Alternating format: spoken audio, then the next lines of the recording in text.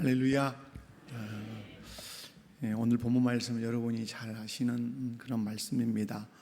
예수님께서 명절에 갈릴리에서 유대로 내려오셨다가 다시 갈릴리로 올라가시는 길에 유대인들의 통념을 깨고 사마리아를 방문하신 사건입니다. 여러분은 사마리아를 방문했다, 통념을 깼다 이런 말씀을 드려도 그런 모양이다 이러실 것 같은데, 상당히 센세이션적인 사건을 오늘 본문이 기록을 하고 있습니다. 본문 말씀을 통해서 여러분이 늘 들었던 말씀이기도 하겠지만 말씀을 통해서 은혜 받는 시간 되시기 바랍니다. 한번 옆에 분들 보시고 인사합시다. 말씀을 통해 은혜 받읍시다. 먼저 오늘 첫 번째 볼 수 있는 것은 사마리아를 찾아가신 예수님에 대해서 오늘 볼 수 있습니다. 요한복음 4장 4절을 보면 예수님은 유대에서 어디로 가시죠? 4장 4절을 여러분 보시면 이렇게 기록하죠. 3절에 유대를 떠나 다시 갈릴리로 가실새 사마리아를 통과해야 하겠는지라. 유대를 떠나서 다시 갈릴리로 간다는 말씀은 예수님이 어디서 오셨다는 말씀이죠? 갈릴리에서 오셨다가 이제 다시 갈릴리로 가셔야 되는 상황이라 이 말입니다. 그런데 여러분 9절 말씀을 보면 이제 이런 말씀이 기록합니다. 유대인들은 사마리아 사람들과 어떠하지 않았다? 상종하지 않았다. 그러니까 이렇게 상종하지 않았던 그 사마리아 땅을 예수님이 이제 어떻게 하시겠다는 거죠? 지나가시겠다는 거예요. 여러분 보통 유대인들은 북쪽 갈릴리에서 내려오면 바로 사마리아 중부 지역을 지나면 남부 유대로 지나갈 수 있어요. 그러나 이들은 그렇게 하지 않았어요. 사마리아를 멸시하고 경멸했기 때문에 동편으로 돌아서 먼 길로 돌아서 유대로 가고, 유대에서 다시 동편으로 돌아서 갈릴리로 가곤 그렇게 했습니다. 이유는 역사적인 사건이 여기에 딱 배경이 있죠. 유대인들은 사마리아 사람들을, 과거로 얘기한 북이스라엘 사람들을 사람 취급 안 했어요. 아주 경멸했어요. 그 역사는 매우 길어요. 구약 시대에 아수르가 와서 이스라엘을 침범할 때 이스라엘 사람들을 아수르로 다 끌고 가고 주변국의 이방 사람들을 끌어다가 거기 살게 했어요. 그러다 보니까 어떤 일이 생기죠? 결혼이 된 거죠. 이방 사람과 사마리아 사람들이 결혼이 되어서 피가 섞이는 거예요. 혼혈이 된 거예요. 그래서 남유다 사람들이 북이스라엘 사람들을 이제 사람 취급을 하지 않았어요. 경멸했고, 그리고 무시했고, 그들과는 상종도 하지 않았고, 심지어는 그들이 남쪽으로 와서 예배를 드리려고 하면 예배를 드리지 못하게 했어요. 물론 북쪽에 예배 개념이 따로 있었지만, 그래서 그들은 그들만의 성전을 북쪽에 짓고 그렇게 예배한다고 하는 삶을 살았어요. 여러분, 그래서 사마리아 사람들은 사마리아 땅에 자기들만의 성전을 짓고 자기들만의 예배를 했기 때문에 오늘 사마리아 여인이 예수님을 만나서 당신들은 그 성전에서 예배한다고 합디다마는 우리는 북쪽 이쪽에서 예배합니다, 이런 질문을 하게 되는 것이죠. 여러분, 그런데 예수님께서 이토록 유대인들이 미워하고 싫어하는 그 사마리아 땅을 이제 지나가시겠다는 거예요. 이건 유대인들의 아주 통념을 깬, 유대인들이 알면 이게 난리가 지금으로 얘기하면 탑뉴스가 될 만한 그런 사건이에요. 그래서 예수님께서 이제 사마리아로 들어가십니다. 근데 여기 말씀에서 통과해야 하겠는지라 라는 말씀이 이제 오늘 그 본문 안에 이제 사장을 읽어보면 이제 4절에 기록이 되어 있는데요. 사마리아를 통과해야겠는지라, 이 말은 그 헬라어 언어적으로 보면 데이라는 그 단어가 있는데요. 이건 그냥 단어가 아니라 강한 책임감과 의무감을 가지고 들어가겠다, 이런 의미가 들어있어요. 그러니까 그냥 편의상 가는 게 아니라 이건 반드시 의지적으로 내가 들어가야 할 땅이라는 그런 의미가 들어있지요. 예수님은 이렇게 사마리아 땅을 들어가시는 것은 다른 것이 아니죠. 하나님의 뜻을 이루기 위해서 유대인들에게 멸시받았던 그 사마리아 사람들에게 구원의 복음을 전하기 위해서 들어간 거죠. 여러분, 오늘 낮에 사도행전 1장 8절을 우리가 읽었잖아요.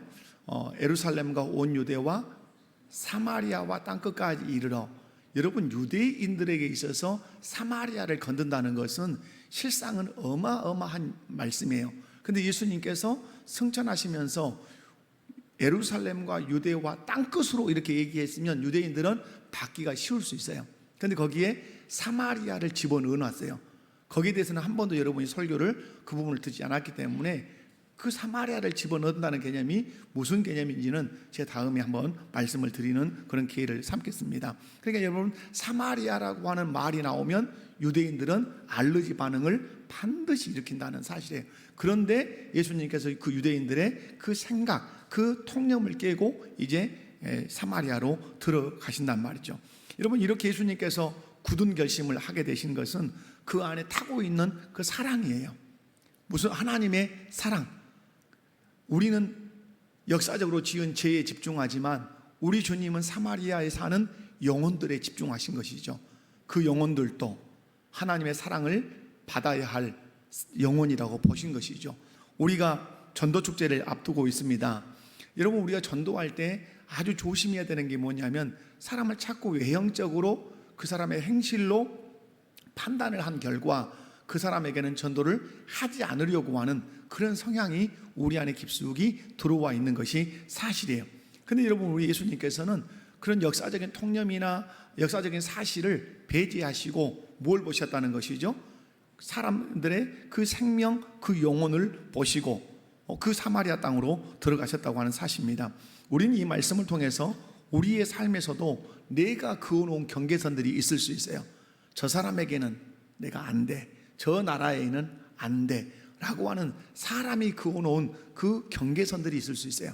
오늘 이 말씀을 통해서 예수님께서 우리에게 요구하시는 게 뭡니까?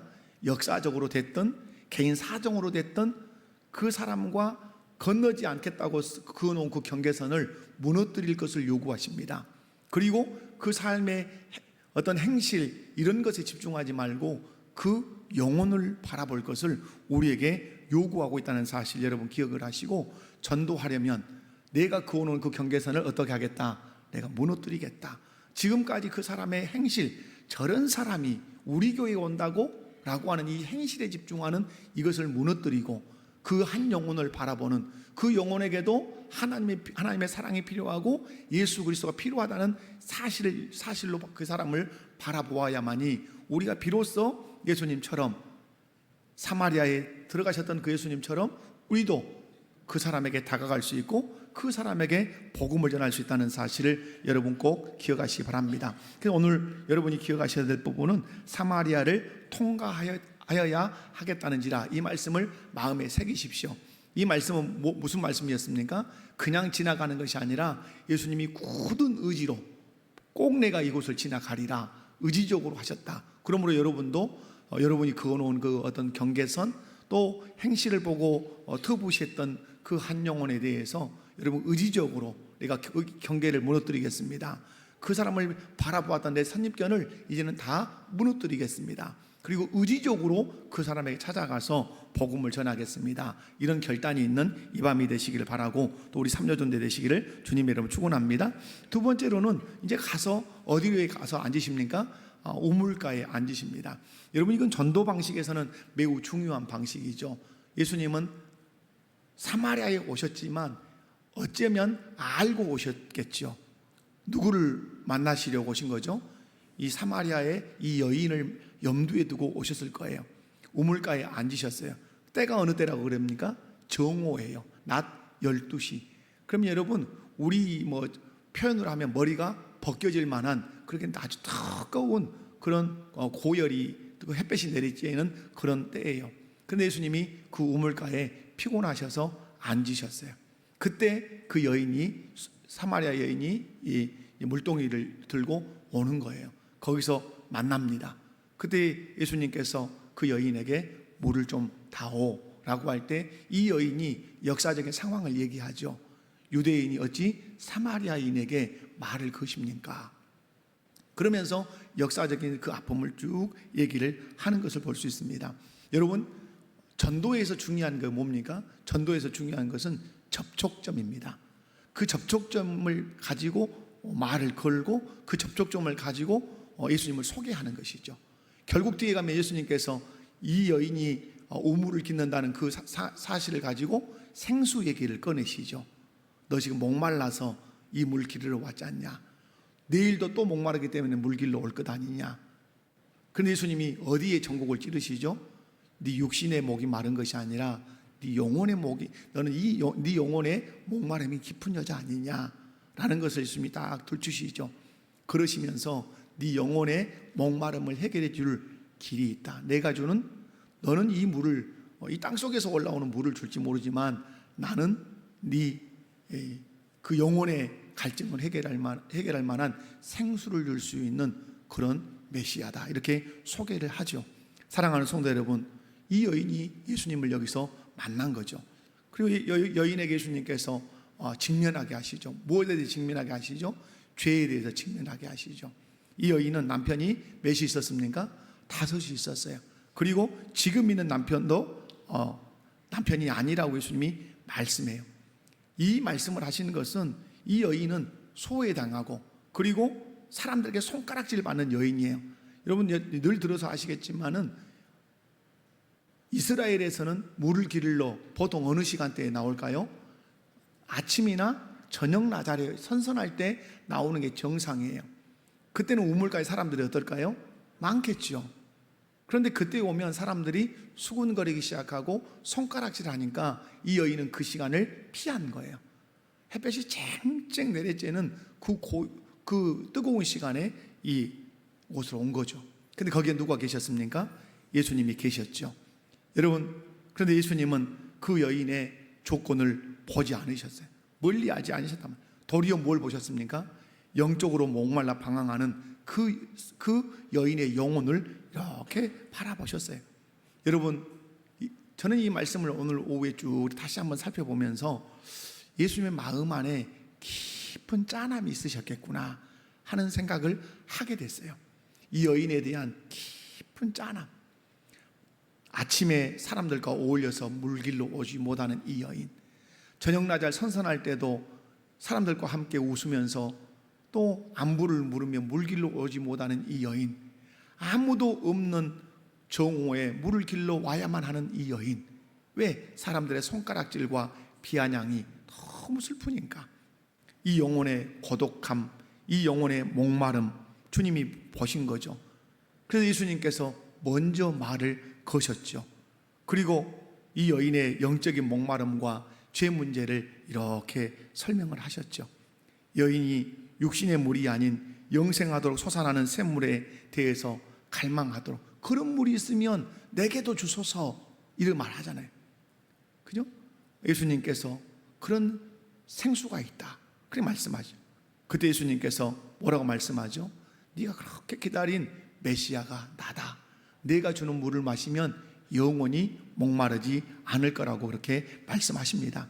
예수님은 세상의 모든 비난과 차별 속에서 참된 위로와 구원을 갈망하는 그 영혼에게 어떤 물을 주시죠? 생명수를 주기 위해서 이 우물가에 앉아서 이 여인을 기다렸던 것입니다. 사랑하는 성도 여러분, 우리는 이 말씀을 통해서 누구나 영혼의 깊은 목마름을 가지고 산다는 사실을 기억을 하시기 바랍니다. 겉으로는 우리가 아주 멋진 복장을 하고 이렇게 모습을 살지만 그 내면을 들여다보면 나름대로의 그 깊은 그 아픔이 있고 슬픔이 있단 말이죠. 여러분, 예수님은 어디를 지금 보고 계시죠? 이 여인의 그 마음, 그 영혼을 들여다보고 계시고 그 영혼을 또닥이고 계시는 거예요. 너에게 남편이 5이고 지금 있는 남편 있지만 네 남편 아니다. 이 여인이 뭘 말하는 거죠? 이 여인이 영혼의 목마름이 있으니까, 그 갈증이 있으니까, 그것이 영혼의 갈증인 줄 모르고 자꾸 뭘로 채우려고 하는 거죠? 육체적인 쾌락으로 그 갈증을 해소해 보려고 남자를 계속해 남편을 둔 거예요. 그런데 해결이 돼요? 안 돼요? 해결이 안 돼요. 그래서 예수님께서 말씀하는 거죠. 지금 있는 남편도 네 남편이 아니다.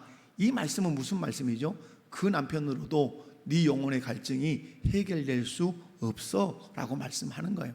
여러분, 우리가 이 세상을 살아가면서 사람들이 쾌락에도 빠지고 물질에도 깊이 빠지고 명예에도 빠지고 또 각종 여러 가지로 중독이 되는 이유는 따지고 들어가 보면 무슨 문제가 있을까요? 그 영혼에 깊은 갈증이 있는 거예요. 여러분, 영혼의 상처, 심령의 상처가 깊은 사람은 깊을수록 그 사람은 탐닉을 깊이 합니다. 죄에 깊이 빠져들어요. 그것으로 뭘 채우려고 하는 거죠? 그 영혼의 그 갈증을 해결해 보겠다고 발버둥을 치는 거죠. 그러나 사단 마귀는 그 영혼이 거기서 갈증을 해결할 수 있도록 허락해 주질 않아요. 더 갈증을 느끼도록 늪으로 빠지게 만들죠. 그런 것들이 잠시 우리의 갈증을 해소해 주는 것처럼 사람들은 보여서 더 한 걸음 가보기도 하죠. 혹시 이 자리에 계신 성도님들 중에 은밀하게 뭔가를 탐닉하고 은밀하게 어떤 죄에 발을 깊이 들여서 거기에서 뭔가 내 마음의 갈증을 해결해 보겠다고 인생을 그렇게 살아가고 계시는 분이 계신다면 여러분, 거기에는 답이 없습니다. 남편 5을 두었지만 지금 6번째 있는 이 남편도 네 남편이 아니다 하는 말씀은 무슨 말씀이에요? 세상적인 것을 가지고는 네 영혼의 갈증을 해결할 수 없단다. 물질로도 안 돼, 쾌락으로도 안 돼, 그 어떤 중독으로도 안 돼. 예수님 말씀하는 거 답이 어디가 있죠? 내가 주는 물을 마셔야 돼. 내가 주는 물을 마시면 영원히 목마르지 않을 수 있어. 이스라엘 백성들이 기다리고 기다려왔던 그 메시아가 나란다, 이렇게 소개를 하시죠. 사랑하는 성도 여러분, 우리가 예수님을 만나면 내 부끄러운 부분이 노출될 수 있어요. 그런데 아주 재미있는 것은 우리 주님 앞에서 내 죄가 들춰질 때는 부끄럽지 않습니다. 그냥 죄송하지요. 그러나 사람 앞에 이것이 드러날 때는 어떻습니까? 너무 부끄럽고 수치스럽습니다. 이것이 예수 그리스도 앞에서 드러나는 죄의 모습과 사람 앞에서 밝혀지는 죄의 모습이 다른 것이에요. 여러분, 오늘 예수님 말씀하죠. 너에게 남편 5이 있었고 지금 있는 6번째 있는 남편도 네 남편이 아니다 할 때 이 여인이 수치스럽고 도망가고 싶고 그러지 않았어요. 이분이 내가 목말라 하는 그 목마름을 아시는구나. 그러시면서 예수님이 내가 주는 물을 마시면 너 영원히 목마르지 않을 거야 할 때 여러분, 부끄러움 그런 것 개의치 않았어요. 그 물을 내게 주소서, 그 생수를 내게 주소서 하고 요청했던 것입니다. 사랑하는 성도 여러분, 우리 인생이 변화되는 중요한 길이 있습니다. 그것은 사람 앞에서 내 죄가 드러나는 것이 아니라 예수 그리스도와 직면해서 그분 앞에서 내 영혼을 만족시키려고 그렇게 남모르게 그렇게 발을 디뎌놓았던, 손을 댔던 그 죄악들이 주님 앞에서 드러날 때, 그리고 주님이 그것을 지적할 때 우리는 비로소 내가 누구인지를 알게 되는 것이죠. 그리고 주님이 주시는 그 생수를 달라고 요청할 때 우리 주님은 영원히 목마르지 않는 그 생수를 우리에게 주시는 분이십니다. 우리 삼려전도의 회원 여러분도 여인이지 않습니까?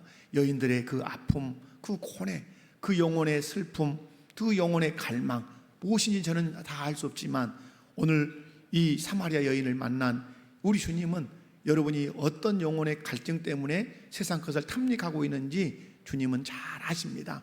그리고 함께한 우리 목복교회 모든 성도 여러분은 어떤 갈증 때문에 여러분 손대지 않아야 될 것을 손대고 있고, 여러분 맛보지 않아야 될 것을 맛보고 있고, 발을 딛지 않아야 될 곳에 발을 딛고 있는지 한번 잘 살펴보십시오.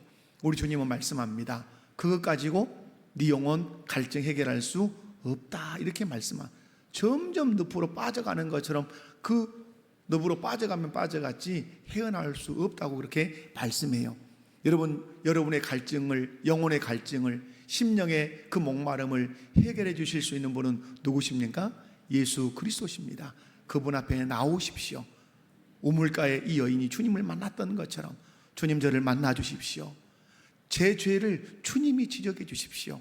주님 앞에 내 죄가 드러나게 해 주십시오. 그리고 그곳으로 내 영혼의 목마름을 해결하려고 하는 이 모습을 이제는 차단하고 주님이 주시는 생수를 마셔서 내 영혼이 갈증이 영원히 해결되는 그 은혜를 여러분 꼭 겪게 해달라고 그렇게 기도하시고, 또 그렇게 방황하고 있는 인생들을 주께로 인도하는 그런 전도자들 되시기를 주님의 이름으로 축원합니다. 마지막 하나 더 살필 수 있는 것은 이제 여러분 기쁨으로 추수하는 사역자가 된 이 사마리아 여인을 볼 수 있어요. 예수님을 만나서 사마리아 여인은 완전히 변화됩니다. 이 변화를 한마디로 문학적으로 표현하는 대목이 무엇입니까? 물동이를 버려두고 라는 표현입니다. 뭘 버려뒀다고요? 물동이를 버려두고. 여러분, 이 여인에게 이 물동이는 늘 안고 다녀야 되는 거예요. 자기 인생의 갈증을 해결해 주는 유일한 하나의 또 도구처럼 보였던 거죠. 그런데 그 물동이를 버려두고 어디로 들어갔습니까? 동네로 뛰어들어가. 4장 28절에 그렇게 기록되죠. 여러분, 이 사람은 이제 육신의 그 영혼의 갈증이 누구를 만남으로 해결됐다는 거죠? 예수님을 만남으로 해결됐다는 거예요. 그것을 의도적으로 행위적으로 표현한 것이 물동이를 버리는 거예요. 저는 이 말씀을 보면서 우리 성도님들이 영혼의 갈증을 육신의 것으로 채우려고 했던 그 물동이를 예수님을 만남으로 버리는 역사가 있기를 주님의 이름으로 축원합니다. 여러분, 예수 믿는 많은 사람들이 변화를 경험하면서 이 여인이 던졌던 물동이 많이 던지고 주님 앞에 선 사람들이 많습니다. 그런 애로 저도 거기에 해당이 되는 사람이라고 말씀을 드릴 수 있습니다. 여러분, 영원한 생수를 얻으면 여러분, 물동이는 버릴 수밖에 없는 것입니다. 지금까지 내가 집착했던 그 육신의 물동이 이제는 버리고 내가 만난 그 예수를 소개하기 위해서 사마리아 여인이 어디로 들어가죠? 동네로 막 뛰어들어갑니다. 뛰어들어갔다는 말은 어떤 의미죠? 너무너무 기쁜 소식을 만났다는 것이죠. 빨리 알려주고 싶다는 것이죠. 여러분, 저는 전도축제를 맞이해서 우리 성도님들의 심령 안에 이 의식이 회복될 수 있기를 주님의 이름으로 축원합니다.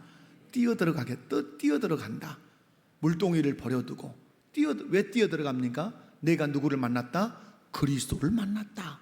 이 소식을 전해주고 싶었던 거예요. 이게 복음입니다. 내가 누구를 만났다? 그리스도를 만났다. 그 그리스도가 내 영혼의 갈증을 완전히 해결해 주셨다.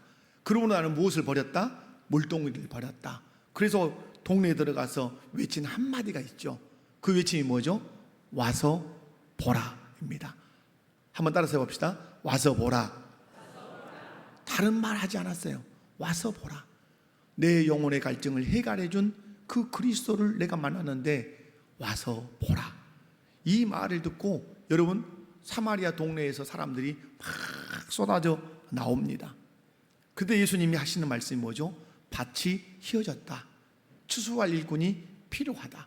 지금 쏟아져 나오는 그 사람들이 실상은 예수님 보실 때 뭐죠? 추수할 것들로 보이셨던 것이죠. 사랑하는 성도 여러분, 그러므로 오늘 우리에게 필요한 것 있습니다. 우리도 외쳐야 할 것이 있습니다. 와서 보라. 내가 만난 그 그리스도를 만나보라.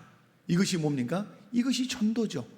여러분, 전도는 거창하게 서론, 본론, 결론으로 뭔가를 설명하는 것이 아니라 내가 만난 예수를 만나보십시오. 내가 만난 예수를 와서 보십시오. 여러분, 얼마나 당당하고 감격적으로 외쳤겠습니까?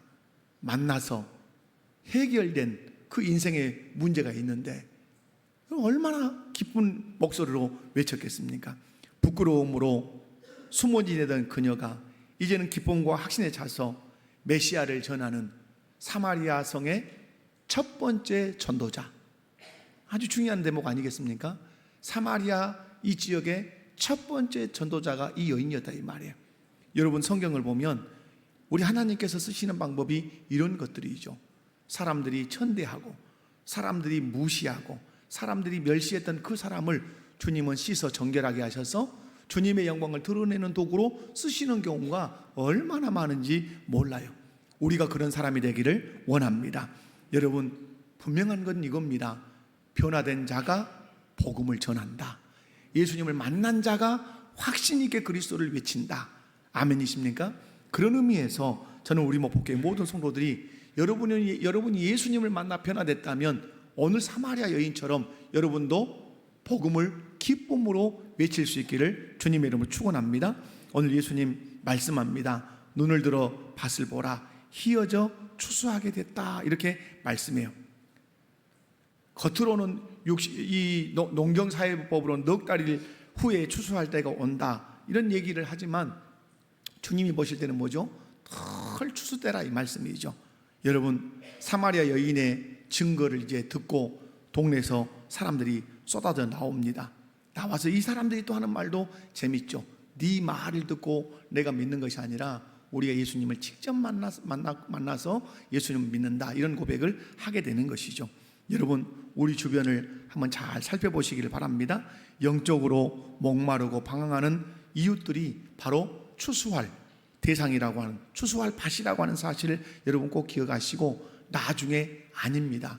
준비되면 아닙니다. 다 이것들은 핑계입니다.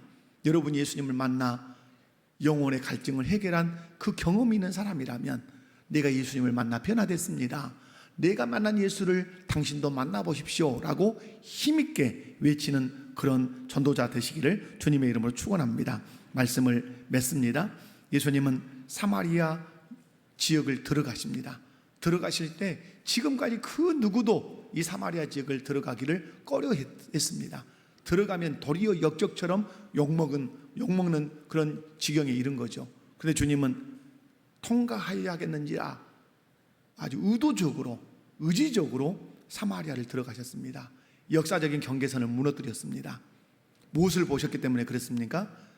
하나님의 사랑이 필요한 영혼을 보셨기 때문에 역사적인 모든 경계를 무너뜨리고 그 사마리아 지역을 찾아가셔서 그 영혼들에게 생명의 복음을 전해주신 줄로 믿습니다. 여러분이 사람과 사람 사이에 그 어떤 경계선이 있으면 그것 여러분 무너뜨리셔야 되고, 어떤 사람의 행실 때문에 저 사람하고 내 상종하고 싶지 않아 라고 하는 마음이 있었다면 그것도 무너뜨리시고, 그 한 영혼을 불쌍히 여기는 마음을 가지고 그 영혼을 찾아가 복음을 전할 수 있기를 주님의 이름으로 축원합니다. 그리고 이 여인, 정말로 우리 주님이 그 영혼의 내면을 깊이 살피십니다. 그리고 무엇을 이렇게 말씀하십니까?